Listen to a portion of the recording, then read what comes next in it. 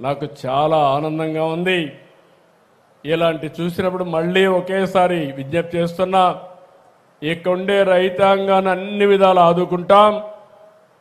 ముమ్మరంగా పనులు అవుతున్నాయి. మొన్నటి వరకు స్లోగా ఉన్న పనులు స్పీడ్ కూడా పెంచాం, ఇంకా కూడా గేర్ పెంచుతాం. ఒకప్పుడు హైటెక్ సిటీ ఆ బిల్డింగ్ ప్రారంభోత్సవం చేసిన వ్యక్తి వాజ్పేయి గారు. ఇప్పుడు అమరావతి, అప్పుడు సైబరాబాద్ని మీరు చూస్తే ఆ రోజు హైటెక్ సిటీతో ప్రారంభమైంది. ఇప్పుడు అమరావతిని మీరు చూస్తే క్వాంటమ్ వ్యాలీతో ప్రారంభిస్తా ఉంది. అప్పుడు ఐటీ స్పీడు, ఇప్పుడు క్వాంటమ్ స్పీడు. కాబట్టి మీరే ఊహించుకోవచ్చు రేపు డే బై డే ఏ విధంగా మార్పులు వస్తాయో. అవి చేసుకుంటూ ముందుకు పోతామని తెలియజేసుకుంటూ, ఇంకొక పక్క నేను కేంద్రాన్ని మనస్ఫూర్తిగా అభినందిస్తున్నా. అమరావతి, పోలవరం, విశాఖ స్టీలు, హైవేలు, పరిశ్రమలు, ప్రతి విషయంలో కూడా నరేంద్ర మోడీ గారు పూర్తిగా సహకరిస్తున్నారు. కేంద్ర ప్రభుత్వం పూర్తిగా సహకరిస్తూ ఉంది. మొన్నటి వరకు రాష్ట్రాన్ని మీరు చూస్తే వెంటిలేటర్ పైన ఉంది. ఇప్పుడు రాష్ట్రాన్ని మీరు చూస్తే తిరిగి కోలుకొని నిలదొక్కుని ముందుకు పోయే పరిస్థితికి వచ్చాం. ఈరోజు ఒక స్ఫూర్తి అంటే మనం గుర్తుపెట్టుకోవాలి.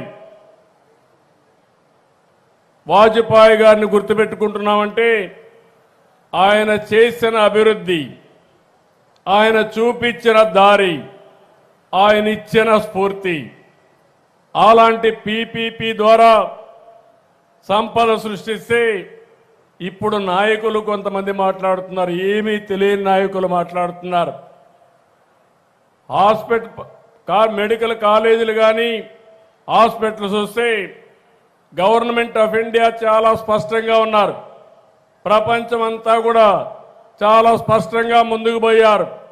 మెరుగైన సేవలు అందించాలంటే, సంపద సృష్టించాలంటే, ఉద్యోగాలు కల్పించాలంటే పీపీపీ మోడలే కరెక్ట్ అని ఇంతవరకు మనం 30 ఏళ్లుగా చూశాం. ఇప్పుడు ఇంప్రూవ్డ్ మోడల్ వచ్చి పీపీపీ వైబిలిటీ గ్యాప్ ఫండింగ్ కూడా. ఈరోజు ఒక రోడ్డు వేసాం. ఈ రోడ్డు అంతా కూడా ప్రైవేటు వ్యక్తులది కాదు.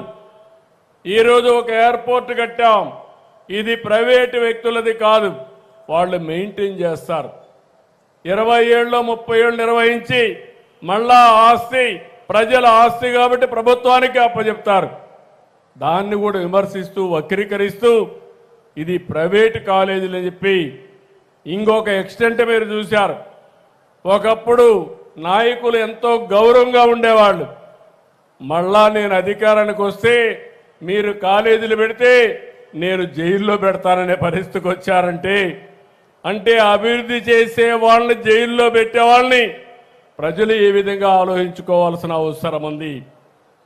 ఈరోజు మనందరం కూడా వాజ్పేయి గారి శత జయంతి జరుపుకుంటున్నాం. ఇలాంటి శత జయంతి జరుపుకొని రాబోయే 2047కి భారతదేశం ప్రపంచంలో నెంబర్ 1గా ఉంటే ఆంధ్రప్రదేశ్ దానికి ట్రెండ్ సెట్టర్గా ఉండాలని ఆలోచించుకుంటే, ఇలాంటి రాజకీయ నాయకులతో నేను రాజకీయం చేయాలంటే ఆ రోజు వాజ్పేయి గారితో రాజకీయం చేస్తే ఈరోజు ఇలాంటి చిల్లర రాజకీయాల్లో నేను భాగస్వాములు కావాలనుకున్నప్పుడు ఒకసారి బాధేస్తుంది. కానీ ఓసారి ఆలోచిస్తున్నాం, ప్రజల కోసం అనునిత్యం పనిచేస్తాం, మీకు మెచ్చే పరిపాలన ఇస్తాం, మీ జీవితాలకు వెలుగునిచ్చే విధానాలు తీసుకొస్తాం. ఎంతమంది ఎన్ని చెప్పినా, ఎన్ని అడ్డంకులు సృష్టించినా ఈ యాత్ర ఆగదని చెప్పి నేను మీకు తెలియజేస్తున్నా. నా ఆలోచన ఒకటి, సంపద, ఆనందం, ఆరోగ్యం, ఈ 3 ప్రతి ఒక్కరికి అందించే దిశగా ముందుకు పోతున్నాం. దీనికి ఆ రోజు వాజ్పేయి గారు నాకు స్ఫూర్తి, ఎన్టీ రామారావు గారు స్ఫూర్తి.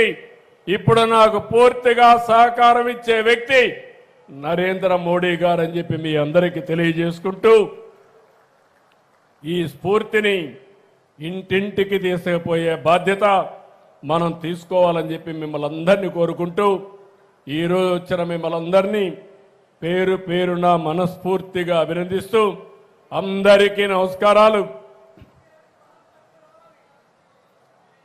తప్పకుండా తమ్ముళ్ళు ఆ ప్రయత్నాలు చేస్తున్నాం.